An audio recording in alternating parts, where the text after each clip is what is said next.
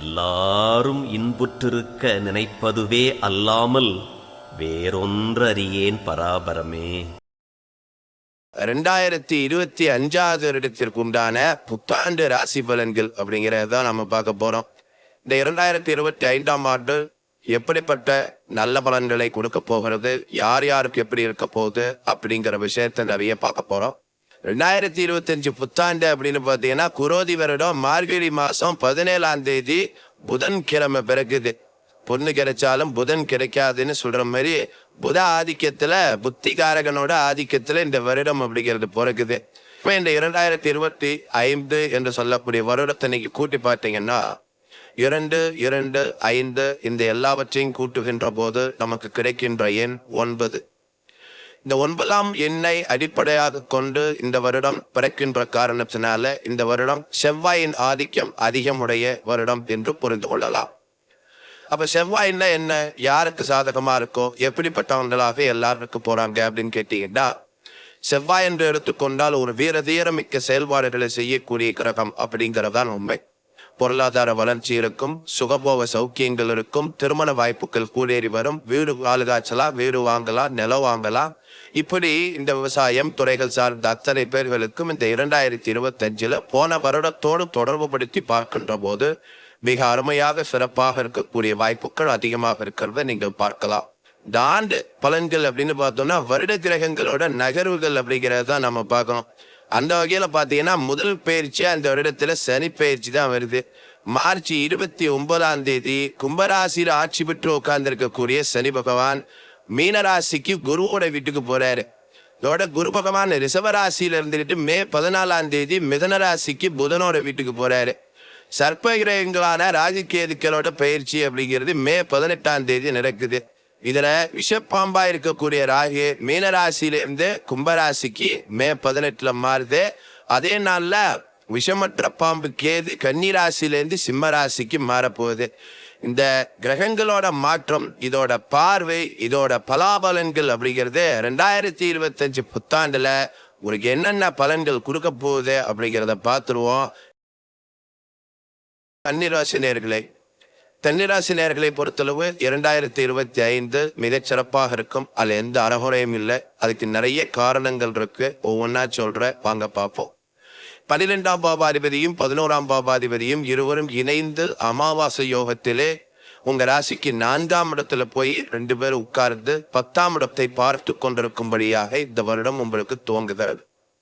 அதாவது இளைஞர்களாக இருந்து கடந்த ஒரு 5-6 ஆண்டுகளாக உங்களுக்கு ஒழுங்கா வேலை வாய்ப்பு கிடைக்கல, ஒழுங்கா சம்பாதிக்க முடியல, மனசெல்லாம் சோகமா போச்சு, ரொம்ப கஷ்டப்படுற, வீட்டுல கல்யாணம் பண்ணிக்கோன்னு தொந்தரவு பண்றாங்க, எனக்கு என்னமோ பயமா இருக்குது, வருமானம் இல்லை, என்னத்தை வச்சு நான் வாழ போறேன், இப்படியெல்லாம் கூட ஒரு தாழ்ந்த மனநிலைகளிலே நீங்கள் உங்கள் பொழுதுகளை கழித்து வந்தவர்களாக இருக்கின்ற இளைஞர்கள், ஆண்கள், பெண்கள் எல்லாருக்குமே சொல்லப்படுகிற செய்தி என்னன்னா, இந்த வருஷம் முறையான வருமானங்கள் கண்டிப்பாக வரும். வேலை செய்யற இடங்கள்ல கூட பார்த்தீங்கன்னா உங்களை கம்பெனி பர்மனன்ட் பண்ணிக்கும். இன்னும் சொல்ல போனா பரீட்சை எழுதி சர்டிபிகேட்டை வச்சு வேலை கிடைக்கலன்னு காத்துட்டு இருந்தவங்களுக்கு இந்த வருடத்துல வேலை வாய்ப்புகள் கிடைக்க ஆரம்பிக்கும். இன்னும் சொல்லுகிற போது 6, 12ஆம் இடத்துல போய் ராகு கேது அமருகின்ற காரணத்தால் பிறக்கின்ற போது ஏற்பட்ட சிக்கல், கொடுமைகள், குற்றங்கள், தகராறுகள், பிரச்சனைகள், மன ஓட்டத்தில் ஏற்பட்ட குற்றங்கள் எல்லாவற்றுக்கும் ஒரு தீர்வு ஏற்படுவது போல இந்த ராகு கேது 6, 12 வருகின்ற போது எல்லாவற்றையும் வெற்றிகரமாக நடத்தி காட்டி முன்னேற்ற பாதையில் செல்லுகின்ற காட்சிகள் அதிகம் இருப்பது கன்னியில் பிறந்தவர்களுக்கு. அப்ப இந்த கன்னிராசிக்காரங்களுக்கு இந்த வருஷம் பார்த்தீங்கன்னா நிறைய நன்மைகள் இருக்கும். ஆரம்பத்தில் அந்த ஜனவரியிலிருந்து மே மாசம் 15ஆம் தேதிக்கு உள்ள கூட நிறைய குடும்பங்கள்ல பார்த்தீங்கன்னா கல்யாண வாய்ப்புகள் வந்துடும். திடீர் திருமணங்கள் ஏற்பட ஆரம்பிக்கும். பெண்களாக இருந்தாலும் ஆண்களாக இருந்தாலும் எதிர்பார்க்காத திருமண வாழ்க்கையை ஏற்றுக்கொள்ள வேண்டிய கட்டாயங்கள் உருவாகின்ற வாய்ப்புகள் இருக்கு. இந்த குழந்தைக்காக காத்திருந்த பெற்றோர்களுக்கு பிள்ளை பலன் வர ஆரம்பிச்சிடும்.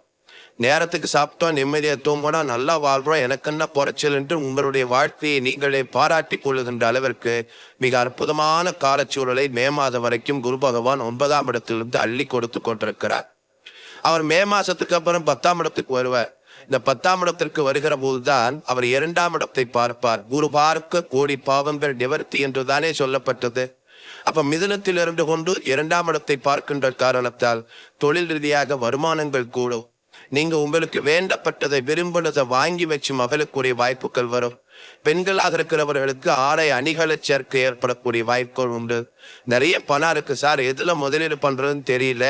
வெள்ளியில, தங்கத்துல, உலோகத்துல, இரும்புல நீங்க முதலீடு பண்ண ஆரம்பிப்பீங்க. சொந்த தொழில் செய்யக்கூடியவர்களுக்கு ரொம்ப மகிழ்ச்சியா நம்ம இனிமேல் போது நல்லா வந்துடலாம் இப்படி ஒத்துக்கொள்ளக்கூடிய அளவுக்கு காலச்சூழல் உங்களுக்கு சிறப்பாக அமையும். உலகமே உங்களை நம்ப ஆரம்பிக்கும். 10ஆம் இடத்துல குரு வந்தாச்சுன்னா பரமகுரு 10ல் வர பதவிகள் பரிபூர்ணம்னு சொல்றாங்களே, அது உங்களுக்கு இல்ல, மற்றவர்களுக்கு. நீங்கள் அதை எடுத்துக்கொள்ள தேவையில்லை. ஆகையினால் வேலை செய்யக்கூடியவங்களுக்கு கூட வேலையிலே மாற்றங்கள், வேலையிலே பிரமாதமான முன்னேற்றங்கள், வெளியில போய் இருந்து வேலை பார்க்கறது, குடும்பத்தை விட்டு விலகி செல்ல வேண்டிய வாய்ப்புகள், தூரங்களுக்கு செல்றது, இப்படிப்பட்ட சகல கோணத்திலும் காற்று ராசி என்று சொல்லக்கூடிய இடத்துல அவர் காலபுருஷனுக்கு 3ல உட்காரதுனால பயணங்கள் வாரியாக நிறைய மாற்றங்கள் ஏற்படக்கூடிய வாய்ப்புகள் உண்டு. இன்னும் சொல்ல போனால் இந்த காற்றால போட்டு நடத்துறவங்க, இதுல குறிப்பா எலக்ட்ரிக்கல் எலக்ட்ரானிக் சம்பந்தப்பட்ட துறை சார்ந்தவர்கள், பள்ளிக்கூடம் நடத்துறவங்க, கல்லூரி நடத்துறவங்க, இப்படிப்பட்டவர்கள் கன்னிராசியில் இருப்பீர்களேனால் உங்களுக்கு இந்த மே மாசத்துக்கு அப்புறம் பார்த்தீங்கன்னா திடீரென்று அபிவிருத்திகளும் நம்பிக்கை ஏற்படக்கூடிய காலச்சூழலும் உங்களுக்கு நிறைய இருக்கிறத நீங்கள் பார்ப்பீங்க. இதுவரைக்கும் ராசியிலிருந்து கொண்டு கடந்த 16-17 மாதங்களாக கேது பகவான் முன்னாடியும் போக விடல, பின்னாடியும் போக விடல. முன்னாடி போன பயமா இருக்கு, பின்னாடி வந்தா எரிச்சலா இருக்கு, என்ன இது எனக்கு ஒண்ணுமே நடக்கலையே, இப்படியெல்லாம் தத்தளித்து கொண்டிருந்த கன்னிராசி நேயர்கள் அத்தனை பேர்களுக்குமே இப்பொழுது வருகின்ற ராகு கேது மாற்றம் என்று சொல்லக்கூடியது 18th May 2025 இவர் 12ஆம் இடத்திற்கு சென்று விடுவார். இந்த கேது 12ஆம் இடத்திற்கு செல்லுகிற போது ராகு பகவான் 7ஆம் இடத்திலிருந்து 6ஆம் இடம் என்று சொல்லக்கூடிய கும்பத்திற்கு வருவார். 6-12 ராகு கேது அமர்கின்ற காரணத்தால் எதிரிகள் இல்லை, நோய்கள் இல்லை, கடன்கள் இல்லை, சட்டம், வழக்கு, துன்பம், கச்சேரிகள், நோய்கள், நொடிகள், ஆபத்து, சிக்கல், பிரச்சனைகள், அவமானங்கள், மனசில் ஏற்படக்கூடிய கோலத்தனமான எண்ணங்கள், மனபேதளிப்பு, இப்படிப்பட்ட அனைத்துக்கும் ஒரு பெரிய மருந்து கிடைக்கக்கூடிய வாய்ப்புகளை இந்த வருடம் மே மாசத்துக்கு அப்புறம் கன்னிராசி இளைஞர்கள், இளம் பெண் பிள்ளைகள் அத்தனை பேர்களும் பார்க்கும்படியாக இருக்கிறத நீங்கள் உணரும்படியாக இருக்கும். இல்லைன்னு சொல்ல போனா கன்னிராசிக்காரங்களுக்கு ராசிநாதனாக இருக்கக்கூடிய புத பகவான் வருடம் திறக்கின்ற போதே பார்த்தீங்கன்னா அவர் 3ஆம் இடத்திலிருந்து தான் வருடம் பிறக்குது. அப்ப இந்த 3ஆம் இடத்தில் இருக்கின்ற காரணத்தினால உன்னதமான இடமாற்றங்கள் கிடைக்கும். ஒன்றை வித்து ஒன்று வாங்கக்கூடிய வாய்ப்புகள் வரும். புதிய வாகனங்கள் கிடைக்கக்கூடிய வாய்ப்புகள் உண்டு. இளைய சகோதரி அல்லது இளைய சகோதரன் இவர்கள் மூலமாக ஒரு நல்ல காரியங்கள் நடக்கக்கூடிய இந்த மாதிரியான விஷயங்கள் உண்டு. ஆக எப்படி பார்த்தாலும் உங்களுடைய உழைப்பு, 3ஆம் இடம் என்பது உழைப்பு, நீ 3ஆம் இடம் என்பது முயற்சி. இதுல நீங்க பக்காவா வேலை பார்க்கறதுக்கு தெரிஞ்சுக்குவீங்க. இது ஏன் நான் இத்தனை வருஷமா பண்ணாம விட்டுட்டேன் அப்படின்ற நீங்களே உங்களை கேள்வி கேட்கின்ற அளவிற்கு இந்த வருடத்தின் ஆரம்பம் என்பது உங்களுக்கு மிகச் சிறப்பை கொடுக்கும். அதே போல சனி பகவான் இப்பொழுது 6ஆம் இடத்தில் காத்திருக்கிறார். சுக்கிரனோடு சேர்ந்திருக்கிறார். இவர் 7ஆம் இடத்திற்கு பயணம் பண்ண காத்திருக்கிறார். வருடத்தின் பிறப்பு என்பது 6ஆம் இடத்தில் இருக்கிறதுனால கண்டிப்பாக திரும்பவும் சொல்ற, சொந்த தொழில் பண்ணக்கூடியவங்க, பெரிய ஃபேக்டரி நடத்துறவங்க, டிரான்ஸ்போர்ட் பிசினஸ் பண்ணக்கூடியவங்க, ஒரு இடத்துல இருந்து ஒரு இடத்துக்கு பொருளை அனுப்புறவங்க, ஏற்றுமதி பண்றவங்க, இறக்குமதி பண்றவங்க, இன்னும் சொல்ல போனால் கன்னிராசியில் பிறந்தவர்கள் அத்தனை பேர்களுமே பார்த்தீங்கன்னா இந்த அரிசி வியாபாரம், பூஜா ப்ராடக்ட் ஒர்க் பண்றது, இந்த மாதிரி சம்பந்தப்பட்ட துறையாளர்களுக்கெல்லாம் மிகப்பெரிய நாகரிகமான முன்னேற்றம், பணபலம் அத்தனைகளும் உங்கள் பக்கத்தில் வர காத்திருக்கிறது. இன்னும் ஒருபடி பார்க்கின்ற போது 7ஆம் இடத்திற்கு சனி பகவான் செல்வார். 7ஆம் இடத்திற்கு செல்லுகின்ற போது அதற்கு பெயர் கண்டகச்சனி என்று சொல்லுவது உண்டு.